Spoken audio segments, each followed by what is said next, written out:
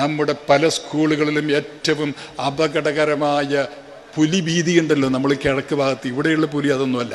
ഇവിടെയുള്ള പുലി MDMA കഞ്ചാവ് തുടങ്ങിയ കച്ചവടക്കാരുടെ സാന്നിധ്യമാണ്. പ്രിയപ്പെട്ടവരെ, ഒന്ന് ആലോചിച്ച് നോക്കണം.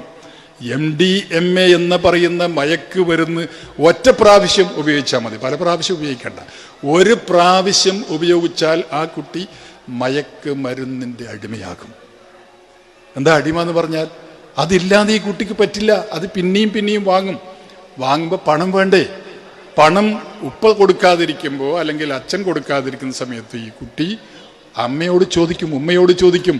അതും കൊടുത്തില്ലെങ്കിൽ അടുത്തയാളോട് ചോദിക്കും. ചോദിച്ച് അവസാനം ബെഗ്ഗറെ പോലെ അവസാനം ഇത് കൊടുത്തില്ലെങ്കിൽ ഈ കുട്ടി ഒരു വട്ട് കേസ് പോലെ ഈ കുട്ടി വല്ലാതെ വെകിട് കാണിക്കും. കുറേ കഴിയുമ്പോൾ ആ കുട്ടിയുടെ ജീവിതം തന്നെ തകർന്നു പോകും. ഞാൻ ഒരുപാട് കാര്യങ്ങളൊന്നും പറയുന്നില്ല. എൻ്റെ വീട്ടിലെ കഥ പറയട്ടെ. കഥയല്ല, നടന്ന കാര്യം ഞാൻ പറയട്ടെ. കഥയല്ല, നടന്ന കഥയാണ്.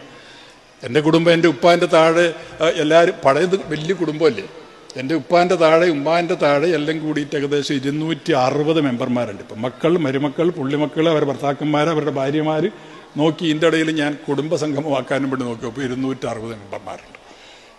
ഈ 250 ഏറ്റവും സുന്ദരനായ കുട്ടി ഇല്യാസ് എന്ന പേരുള്ള എൻ്റെ ജ്യേഷ്ഠത്തിയുടെ മകനായിരുന്നു. ഞങ്ങളുടെ കുടുംബത്തിലെ ഏറ്റവും അതിസുന്ദരനാണ്. കണ്ടാൽ ആരും നോക്കിപ്പോ അങ്ങനൊരു കുട്ടിയാണ്.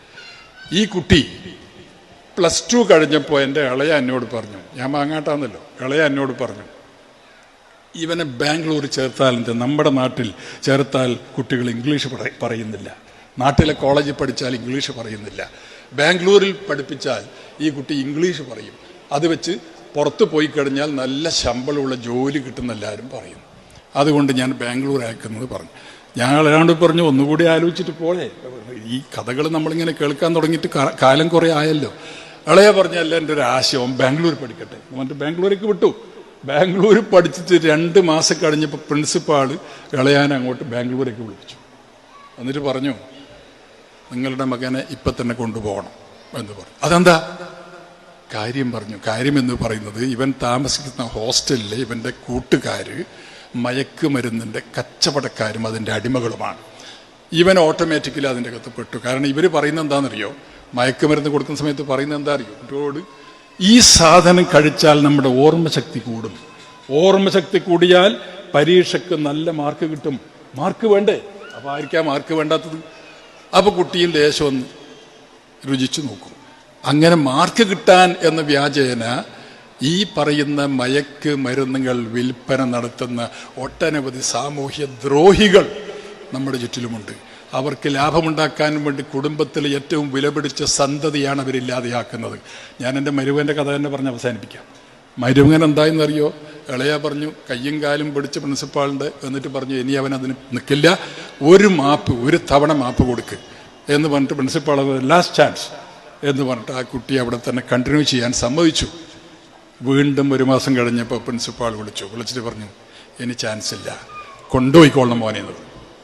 കൊണ്ടുപോയിക്കോളെന്ന് പറഞ്ഞു. ഈ കുട്ടി ക്ലാസ്സിലൊന്നും പോവില്ല, ഹോസ്റ്റലിൽ ഇങ്ങനെ ഇതും കഴിച്ചിട്ട് ഇങ്ങനെ മനസ്സൊക്കെ മരവിച്ച് ശരീരമൊക്കെ തളർന്ന് ഞരമ്പുകളൊക്കെ തളർന്ന് ആ കുട്ടി അവിടെ കിടക്കുകയാണ്. അവസാനം ഇളയ ഈ കുട്ടിയെയും കൊണ്ട് കാറിൽ ബാംഗ്ലൂരിൽ നിന്ന് നാട്ടിലേക്ക് വന്നു. നാട്ടിൽ വന്നിട്ട് ഞാനും കൂടി ഇടപെട്ടിട്ട് ഇവനെ ആദ്യം ഈ ഇതിൻ്റെ അഡിക്ഷൻ സെൻ്റർ ഉണ്ട് കോഴിക്കോട്, എൻ്റെ ഒരു സുഹൃത്ത് നടത്തുന്ന, അവിടെ കൊണ്ടുപോയി അഡ്മിറ്റ് ചെയ്തിട്ട് എൻ്റെ സുഹൃത്ത് എന്നെ വിളിച്ച് പറഞ്ഞു, ഖാദർ ഇത് കൂടുതലായിപ്പോയി, രക്ഷപ്പെടുന്ന വഴിയില്ല, വീട്ടിലേക്ക് കൊണ്ടുപോയിക്കോളൂ, എന്തെങ്കിലും വഴിയുണ്ടെങ്കിൽ എൻ്റെ സുഹൃത്ത് എൻ്റെ മരുമകനെ അതിൻ്റെ അകത്ത് രക്ഷപ്പെടുത്താൻ വേണ്ടി അഡ്മിറ്റ് ചെയ്യുമല്ലോ. ആ അഡ്മിറ്റ് ചെയ്തിട്ട് ഡിസ്ചാർജ് ചെയ്തിട്ട് ആ കുട്ടി തിരിച്ചു വന്നിട്ട് ഒരു ദിവസം എൻ്റെ ഇളയ പെട്ടെന്ന് ഞാൻ എവിടെയോ വഴിയിലെന്തോ ആയിരുന്നു തോന്നുന്നു, എന്നെ വിളിച്ചിട്ട് പറഞ്ഞു, പ്രശ്നമാണ്. ഞാൻ ചോദിച്ചു, എന്താ പ്രശ്നം? ഇല്യാസ് എന്നെ കൊല്ലാൻ വേണ്ടി വന്നു. അപ്പം ഞാൻ ചോദിച്ചു, എന്തിനാ കൊല്ലാൻ വന്നത്? അവൻ ഇന്നലെ 1 ലക്ഷം ഉറുപ്പിക്ക് ചോദിച്ചു എന്നോട്. എന്നിട്ട് ഇളയാ കൊടുത്തുവോ? ഇല്ല, ഞാൻ കൊടുത്തിട്ടില്ല. കൊടുക്കാത്തതുകൊണ്ടോ എന്നെ കൊല്ലുന്നു പറഞ്ഞിട്ട് കത്തിയെടുത്തിട്ട് എന്നെ കൊല്ലാൻ വേണ്ടിയിട്ട് വന്നു.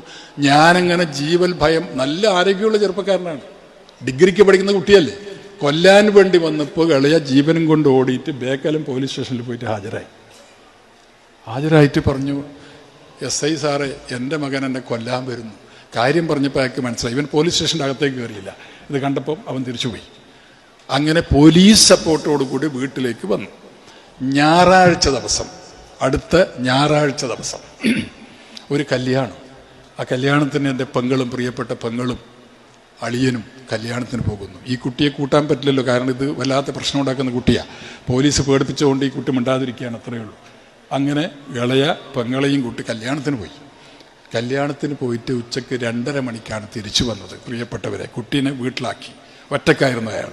തിരിച്ചു വന്നപ്പോൾ എൻ്റെ പ്രിയപ്പെട്ട സുന്ദരനായ ഞങ്ങളുടെ മണിക്കുട്ടൻ സ്റ്റെയർ കേസിൻ്റെ ഏറ്റവും മുകളിലെ ഭാഗത്ത് പെങ്ങളുടെ സാരിയിൽ കഴുത്തിൽ കെട്ടി തൂങ്ങി മരിച്ചിരിക്കുന്നു. മുസ്ലിങ്ങൾക്ക് ആത്മഹത്യ ഹറാമാണ്, പക്ഷെ ഞങ്ങളുടെ കുട്ടി ആത്മഹത്യ ചെയ്തു. പണം കിട്ടുന്നില്ല, അവനിതില്ലാതെ പറ്റില്ല, അവൻ ആത്മഹത്യ ചെയ്തു, അവൻ മരിച്ചു. ഇത് എൻ്റെ വീട്ടിലെ കാര്യമാണ് ഞാനിപ്പോൾ പറയുന്നത്. അപ്പം നിങ്ങളെന്തിനാ ഇവിടെ പറയുന്നത് എന്ന് ചോദിച്ചാൽ, ഞാൻ പറയുന്നത് തെറ്റുകൾ പറ്റിപ്പോകാതിരിക്കാൻ വേണ്ടി ഞാൻ എൻ്റെ അനുഭവം പറഞ്ഞു എന്നേ ഉള്ളൂ. നമ്മൾ ഏറ്റവും കൂടുതൽ ശ്രദ്ധിക്കേണ്ടത് നമ്മുടെ മക്കളെ തന്നെയാണ്. അവർ ഇൻ്റർനെറ്റിലേക്ക് പോയിക്കോട്ടെ, പ്രശ്നമൊന്നുമില്ല. പക്ഷെ ഇൻ്റർനെറ്റിൽ അവർ കൃത്യമായി നല്ല ആവശ്യത്തിന് വേണ്ടി ഇൻ്റർനെറ്റുകൾ ഉപയോഗിക്കുന്നു എന്ന് ഉറപ്പ് വരുത്തേണ്ടത് രക്ഷിതാക്കളാണ്.